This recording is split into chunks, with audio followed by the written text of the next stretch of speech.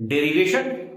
आपको गुस्सा आता है ना डेरिवेशन देख के? चलो इसे इजी बनाते हैं। Electric field eight axial point of electric dipole. Electric dipole के कारण एक्सियल पॉइंट पे हमें डिराइव करना है कि इलेक्ट्रिक फील्ड कितना होता है। तो चलिए हम और आप मिलकर इसे सॉल्व करते हैं बड़े ही इजी तरीका से। हमने यहां पे बना रखा है डाइपोल। डाइपोल एक ऐसा सिस्टम है जहां पे एक नेगेटिव चार्ज और उतने ही अमाउंट का एक पॉजिटिव चार्ज, मतलब मैग्नीट्यूड से, और इसको कुछ सेपरेशन पे रख दिया गया रहता है। जो सेपरेशन हम बोल रहे हैं, दोनों के बीच का डिस्टेंस 2a। ये डाइपोल है और डाइपोल के सेंटर से x दूरी पर कोई पॉइंट a है जहां हमें इलेक्ट्रिक फील्ड निकालना है। तो तैयार है? चलिए फिर निकाल लें। इलेक्ट्रिक फील्ड निकालने के लिए हमें इलेक्ट्रिक फील्ड का फॉर्मूला तो पता होना चाहिए। E इक्वल्स टू हमारे पास होता है क्या? K Q upon R square. यही तो फॉर्मूला होता है इलेक्ट्रिक फील्ड का। मतलब इलेक्ट्रिक फील्ड में एक चार्ज होगा और एक दूरी होगा, तो मैं इलेक्ट्रिक फील्ड बता दूंगा। एक चार्ज होगा और उनके बीच की दूरी पता होगी तो मैं इलेक्ट्रिक फील्ड बता दूंगा। अब डाइपोल में कितने चार्ज? दो चार्ज। तो हमारे पास इलेक्ट्रिक फील्ड भी यहां पे कितना निकल के आएगा? दो निकल के आएगा। अब इन दोनों इलेक्ट्रिक फील्ड में एक इलेक्ट्रिक फील्ड बड़ा हो सकता है, एक इलेक्ट्रिक फील्ड छोटा हो सकता है, किसी का डायरेक्शन कहीं पे भी हो सकता है। तो डायरेक्शन तो हमें पता है कि अगर पॉजिटिव चार्ज है तो इलेक्ट्रिक फील्ड बाहर जाता हुआ, और अगर नेगेटिव चार्ज है तो इलेक्ट्रिक फील्ड अंदर आता हुआ। मतलब इलेक्ट्रिक फील्ड नेगेटिव चार्ज की ओर आता हुआ होता है। तो हमारे पास घोड़े का वो पट्टा लगा हुआ है, हमें उतना ही दिखेगा जितना हमें करना है। तो हम यहां पे देख रहे हैं कि हम पहले फाइंड आउट कर रहे हैं ढकने से।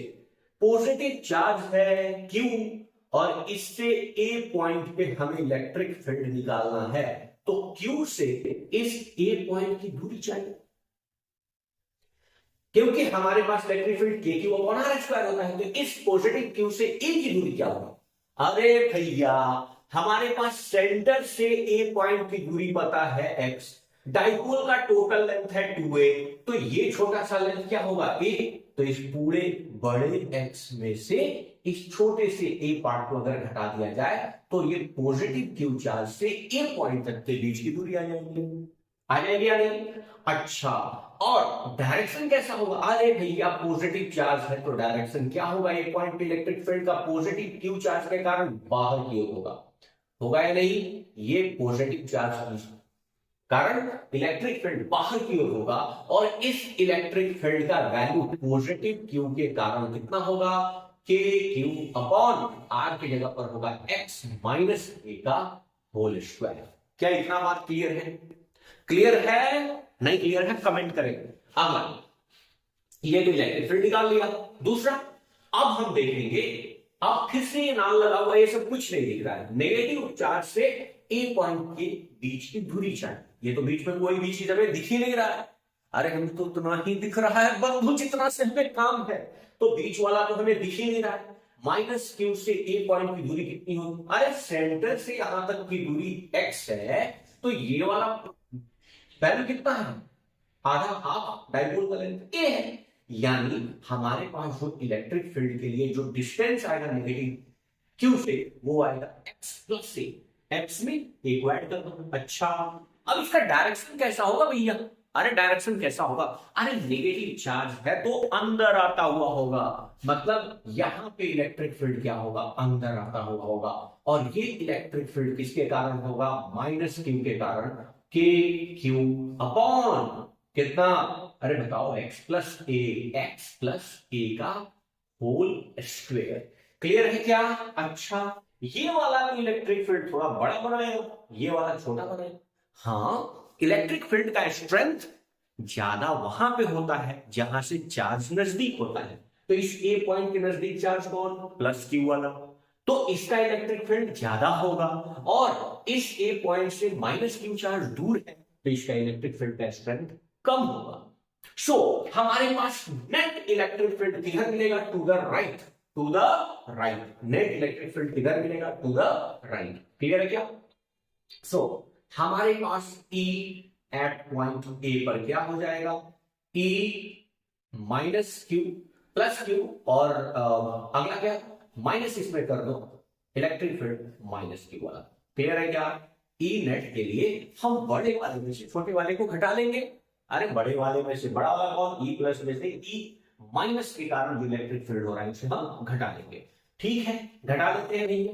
तो यहां पे क्या हो जाएगा, प्लस वाले का वैल्यू के क्यू, ठीक है, यहां पे के क्यू अपॉन एक्स माइनस के का होल स्क्वायर और माइनस हो जाएगा के Q upon x plus a का होल स्क्वायर। क्लियर है? सो यहां पे के क्यू तो दोनों में कॉमन है, सो के क्यू को हम क्या कर लेते हैं बाहर, और के क्यू को बाहर करने के बाद हमारे पास आ जाएगा 1 बाई एक्स माइनस ए का whole square minus 1 by x plus a का होल स्क्वायर। अरे बंधु बिल्कुल सिंपल है, अभी तक तो कुछ हुआ ही नहीं, सिंपल सा बात है। चल अब अगर हमें एलसीएम आता है तो इलेक्ट्रिक फील्ड ए पे जो टोटल होगा, के क्यू तो बाहर है, के क्यू को बाहर ही रखो। अब इस ब्रैकेट के अंदर क्या लोचा हो रहा है, इस दोनों का एलसीएम प्रोडक्ट हो जाएगा एक्स माइनस ए का होल स्क्वायर और एक्स प्लस ए का होल स्क्वायर, और ऊपर क्या हो जाएगा, हाँ अरे भैया ये एलसीएम है तो इससे तो ये वाला कैंसिल हो जाएगा, तो ऊपर आएगा एक्स प्लस ए का whole square minus x minus a का होल स्क्वायर। क्लियर है क्या? चलो अब यहां पे देखो के क्यू, अब ए प्लस बी का होल स्क्वायर में से माइनस कर रहे हैं एक्स माइनस ए का होल स्क्वायर, तो हमारे पास क्या बचेगा 4ab, ए प्लस बी का होल स्क्वायर माइनस ए स्क्वायर माइनस बी स्क्वायर का वैल्यू क्या होता है 4ab, और ए और बी की जगह पर क्या है एक्स और ए, तो यहां हम लिखेंगे 4xa और नीचे हमारे पास ये दोनों वैल्यू x माइनस ए और x प्लस ए दोनों पे होल स्क्वायर है, तो ये होल स्क्वायर क्या इस दोनों के ऊपर आ सकता है, मतलब x minus a into x plus ए के ऊपर होल स्क्वायर आ जाएगा, और x माइनस ए और x प्लस ए आइडेंटिटी है a square minus b square की, फॉर्मूला में पता है ना, अरे a square minus b square equals to a plus b into a minus b, ये आइडेंटिटी हमें पता है। सो यहां पे हमने लिखा x minus a into x plus a और इस पूरे का होल स्क्वायर लिख सकते हैं नहीं, सो इसके नीचे क्या आ जाएगा एक्स स्क्वायर माइनस ए स्क्वायर इस पूरे का होल स्क्वायर होगा। क्लियर है क्या? तो यही चीज यहां पे चिपका देता हूं, एक्स स्क्वायर माइनस ए स्क्वायर का होल स्क्वायर। क्लियर है? अब बड़े ध्यान से सुनिएगा, नेक्स्ट स्टेप बहुत ध्यान से सुनिएगा। ए हमारे पास जो डाइपोल क्रिएट होता है, उस डाइपोल में दोनों चार्ज के बीच दूरी काफी कम होती है, बहुत ही छोटी सी दूरी होती है माइनस क्यू प्लस क्यू के बीच, और इस डाइपोल से कुछ दूरी पर जो एक पॉइंट लिया गया है ये x इस स्मॉल ए से मच मच ग्रेटर देन होता है, काफी बड़ा होता है। अब ए तो बहुत छोटा है और बहुत छोटे क्वांटिटी का भी हम स्क्वायर कर रहे हैं, तो वो वैल्यू काफी नेग्लिजिबल हो जाएगा, यानी x के कंपेयर में ए स्क्वायर काफी छोटा होगा जो नेग्लिजिबल होगा, तो मैं इसे नेग्लेक्ट कर सकता हूं, और अगर मैंने इसे नेग्लेक्ट कर दिया तो यहां पे केवल होगा एक्स स्क्वायर, और एक्स स्क्वायर का स्क्वायर करेंगे तो एक्स का पावर क्या हो जाएगा 4 हो जाएगा। अरे a square is much much less than क्या एक्स स्क्वायर, तो मैंने ए स्क्वायर को क्या कर दिया ऑलमोस्ट 0, ठीक है ना। सो यहां पे हमारे पास हो जाएगा के क्यू 4xa अपॉन एक्स का पावर 4। अब देखो यहां पे एक एक्स कैंसिल कर देगा यहां पे एक्स क्यू, और अब देखो मैं इलेक्ट्रिक डाइपोल मोमेंट का फॉर्मूला बता दूं, P equals to Q into 2a होता है, ठीक है, डाइपोल मोमेंट का यही फॉर्मूला होता है। तो मैं यहां से अगर Q और 2a ले लूं, Q इंटू क्या ले लूं 2a, यहां 4a है ना, तो 2a ले लूं तो उसको मैं लिख सकता हूं P, तो यहां पे केवल क्या बच जाएगा 2, केवल क्या बच जाएगा 2, तो मैं यहां लिख देता हूं electric field at A equals to 2k, और यहां पे Q इंटू 2a को हमने क्या लिख दिया P एंड डिवाइडेड बाई क्या x क्यू, ये हमारा इलेक्ट्रिक फील्ड है एक्सियल पॉइंट पे।